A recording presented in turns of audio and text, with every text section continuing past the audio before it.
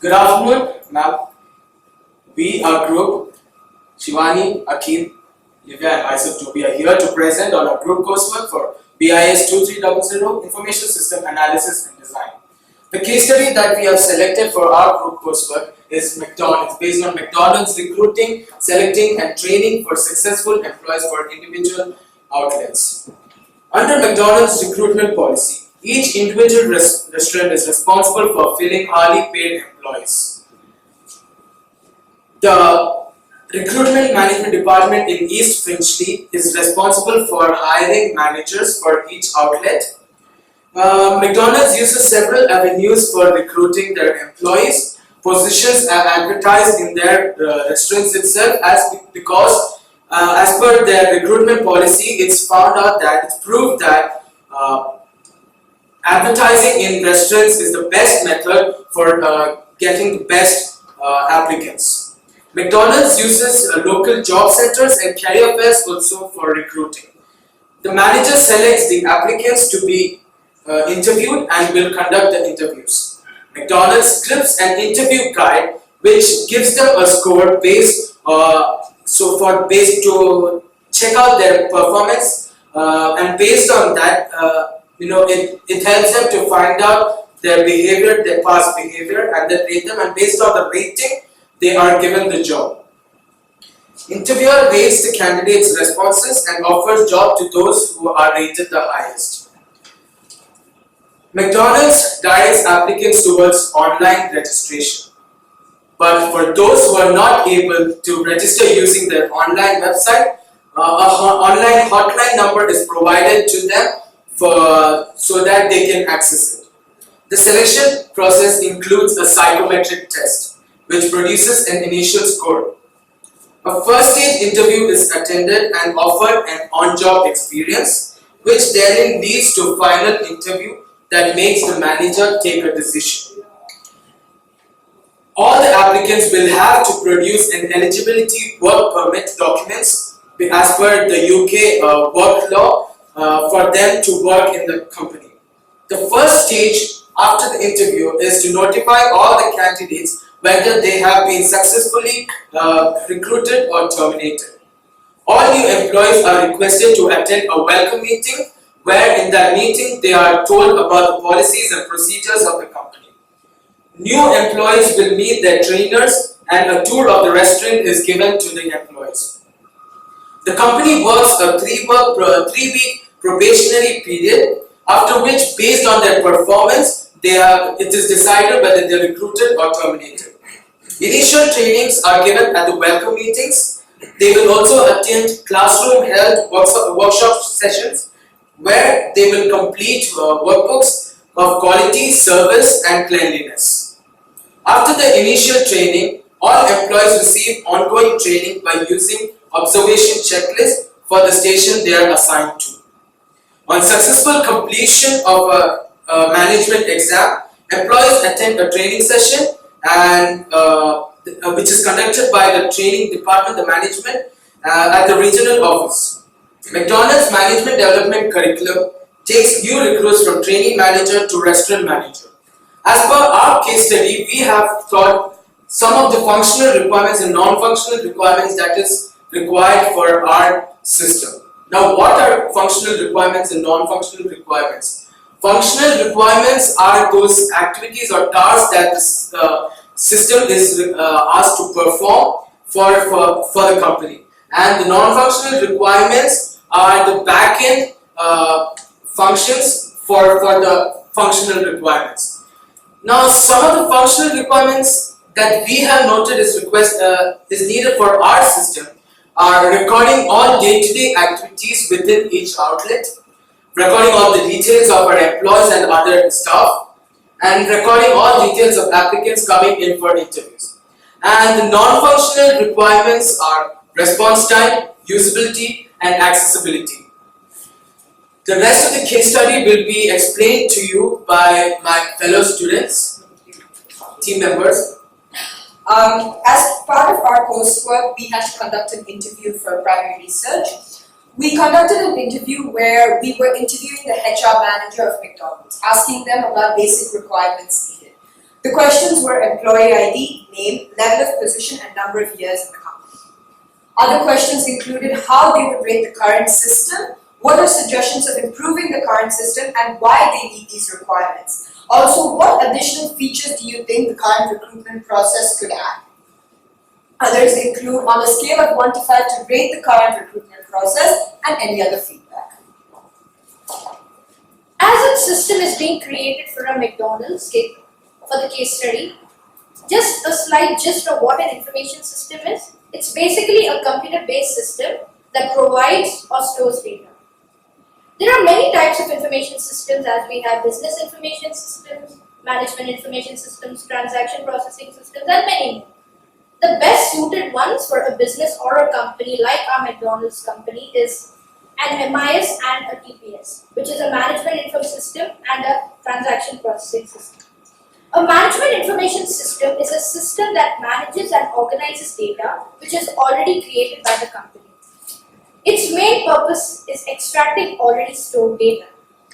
An example is, for the information which is collected, we can draw weekly reports. Transaction processing system is a system that processes the company's data and executes operations based on transactions that occur within a company. Project management means organizing and directing other people to achieve a planned result with predetermined schedule and predetermined budget. Under project management, project manager is the important person under project management.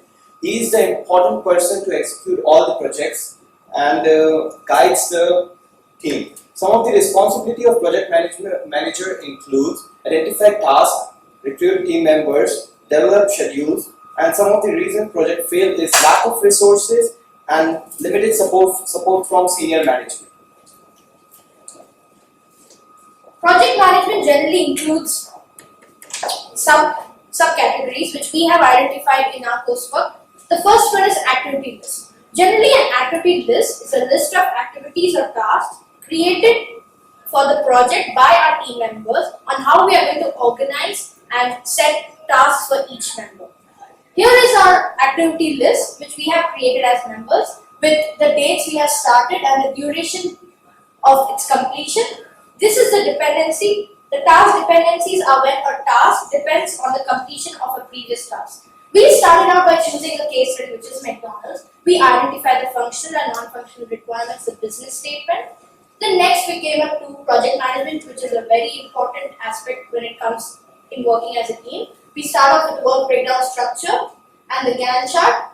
We built a risk matrix and a contingency plan. Coming to UML diagrams, we created use case diagrams, class diagrams, activity diagrams, sequence diagrams, collaboration diagrams, and finally, we created an interface for the users. The work breakdown structure, also known as WBS. A work breakdown structure is deliverable as a project management element. There are four major approaches for work breakdown structure: top-down, bottom-up, template, and analogy. The approach we have chosen is top-down.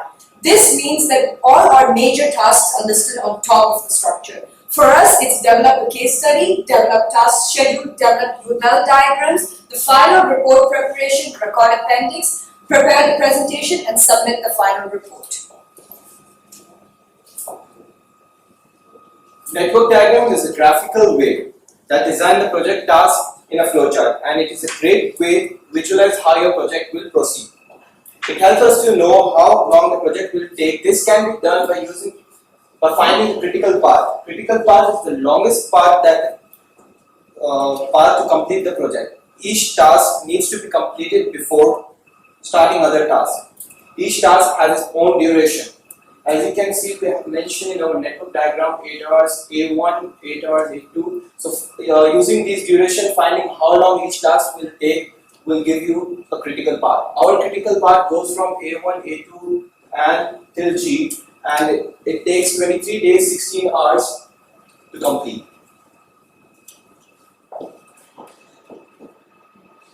Gantt chart is used to keep users on track, providing a visual timeline for starting and finishing specific tasks. It helps us understanding task relationship and let you know where you are and where you should be. Gantt chart helps us to find slack time. Slack time is a time that can be slipped without affecting the end date of process. Slack time can be defined by final time minus initial time, and all slack times which return 0 as slack time is called critical activities. In our Gantt chart, the yellow bar represents the time taken for its specific task, and the green bar represents our slack time. Coming to risk management, it's considered as a very important part of a project.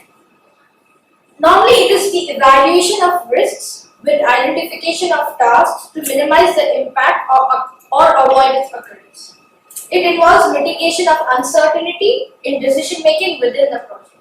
These are the risks that we have identified as a group for doing our coursework, which may occur, which may not occur, but we have listed them and rated them according to the potential impact they could have on the project, on the likelihood of occurrence, on the basis of timely anticipation and the overall threat it could have as a project. For our case study of McDonald's, we have identified a few risks which could probably occur when recruiting employees. Some of the risks are conflicts between managers who conduct interviews, and no proper schedule of interviews would be taken. Interviews taken by managers with inadequate training, and sometimes also the breakdown of company website resulting in a loss of candidates for job application. Risk matrix is an important part of project management, which can be used with senior management to reduce risk and visibility of risk. The risk matrix you see behind us is the one that we created for our project. It shows the 15 risk management, the risks that were shown in the previous slide. We have classified them with the green, which means low, the yellow, which means medium, and the red, which is very high, height very high. And they are scaled on the fact of probability of happening and the impact they have on the project.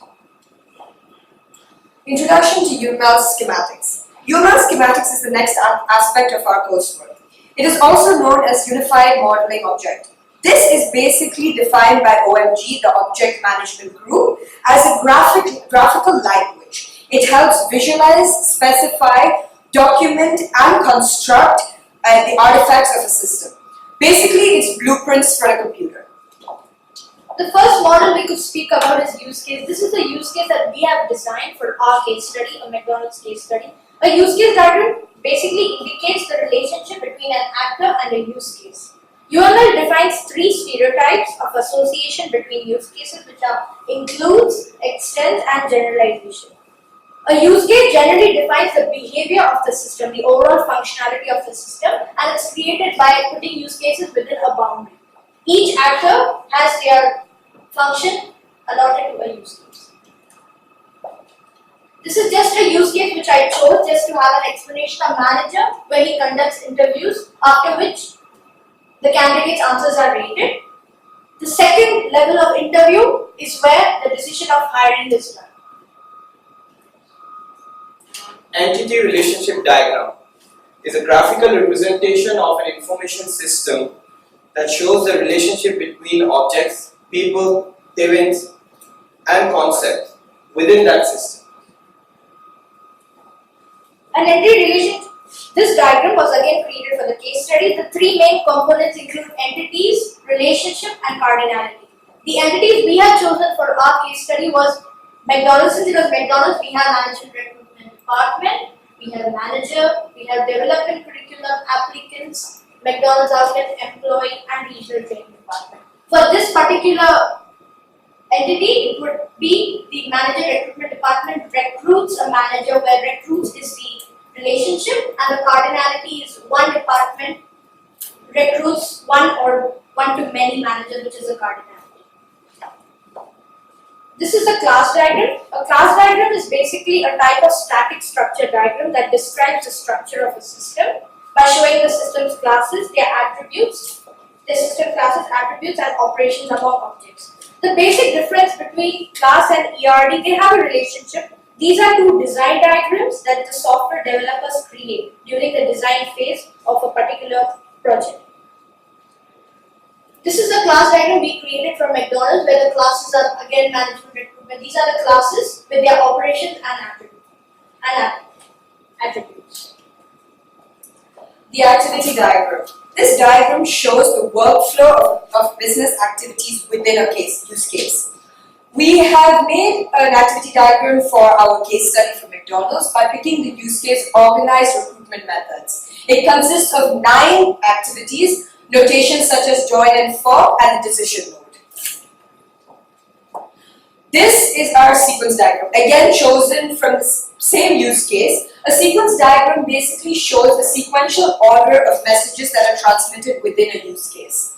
We have 2 actors in this, which is management recruitment department and applicants, and 4 objects. Each message is given in order from 1 to 17. Dotted lines represent the acknowledgement and the solid arrows represent the message that is sent. A collaboration diagram is a communication or interaction diagram that is an illustration of relationships and interactions among software objects in UML. This is basically a slight part of sequence diagram, since the messages sent out are the same, which Livia explained, along with the acknowledged messages.